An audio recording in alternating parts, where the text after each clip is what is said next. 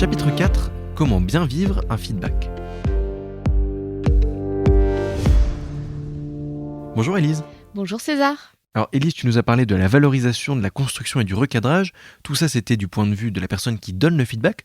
Maintenant, si on se place du point de vue de celui qui le reçoit, comment on fait pour bien recevoir un feedback et en tirer le meilleur ? Je pense que la première chose à faire, c'est essayer d'écouter jusqu'au bout ce que la personne a à dire. Et quand on nous questionne sur notre ressenti, pouvoir aussi être sincère et savoir un petit peu livrer les choses. Deuxième conseil, ce serait quand même de prendre du recul par rapport à ce qu'on nous a dit. Et ça, c'est pas évident. Mais je pense qu'il y a quelques petites questions que tout un chacun peut se poser pour essayer d'éviter de vivre les choses de manière trop émotionnelle. Alors, quelles sont ces questions ? Ça pourrait être, par exemple, est-ce que vraiment c'est une remise en cause de tout mon travail ou est-ce que c'est juste un point ? Se poser la question, pourquoi ça m'agace ? Est-ce qu'il y a des besoins chez moi qui sont pas nourris ? Est-ce que je trouve que c'est juste, pas juste ? Mais de pouvoir essayer de voir qu'est-ce qui fait qu'en moi, ça réagit si mal. Ensuite, ça va être de pouvoir se dire, est-ce que j'identifie bien ce qui est remis en cause ? Et sur cette chose-là, est-ce que j'avais vraiment mis toutes les chances de mon côté ? Je peux reconnaître aussi que peut-être j'avais certaines choses sur lesquelles j'aurais pu faire différemment. Oui, complètement. Donc ça, et puis après, pourquoi pas, de quoi j'ai besoin pour progresser ? Ça peut être une question intéressante. C'est la bonne question à se poser. Alors, on en vient à une thématique très importante qui revient de temps en temps dans ces podcasts, c'est la thématique du chacal et la girafe. Est-ce que tu peux nous faire une petite piqûre de rappel sur déjà ce que c'est comme outil de compréhension de ses propres sentiments et comment on l'utilise ? Alors, le chacal et la girafe, c'est un outil de communication non violente. C'est Marshall Rosenberg qui nous dit qu'on a tous, à l'intérieur de nous, un chacal et une girafe qui vont réagir à la situation. C'est-à-dire que quand quelque chose se passe, souvent, c'est le mode chacal qui s'active, c'est-à-dire le jugement. Le mode instinctif. Ouais, exactement. Donc, effectivement, le jugement, il peut tourner vers soi, tourner vers l'autre. Et c'est souvent sur c'est bien, c'est pas bien, qui a tort, qui a raison, ça, je suis pas d'accord. Et donc, du coup, c'est assez virulent. Et en même temps, ça nous permet quand même d'identifier ce qui va pas. Ouais, ce qui va pas, ce qui nous touche en fait. Et après, on a tous en nous, et c'est plus dur de la trouver, une girafe qui prend de la hauteur. Exactement, avec son long cou. Il faut savoir aussi que c'est l'animal terrestre, le mammifère terrestre qui a le plus gros cœur au monde.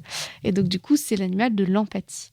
Et donc, la girafe, elle se pose la question, allez, si je regarde la situation d'un autre œil, est-ce que je peux la voir différemment ? Est-ce que je peux envisager d'autres choses ? Comment j'aurais réagi moi-même dans la situation du collaborateur ? Ouais, par exemple. Et puis, est-ce que dans son contexte, par exemple, un manager qui va me faire des reproches sur mes résultats, je peux peut-être me poser la question, comment lui, ça se passe de son côté ? Est-ce qu'on lui met aussi la pression sur ses chiffres ? Est-ce qu'on lui a demandé des comptes et du coup, ça peut justifier que le feedback qu'il me fasse soit peut-être pas forcément très bien formulé ? Et puis, au-delà de ça, elle va se dire, allez, quel est son besoin à lui dans la situation ? Pour pouvoir y répondre et trouver une solution. Ouais, et puis quel est mon besoin à moi ? C'est-à-dire qu'on a tous les deux des besoins dans cette situation, et en comprenant les besoins de chacun, j'arrive mieux à prendre du recul.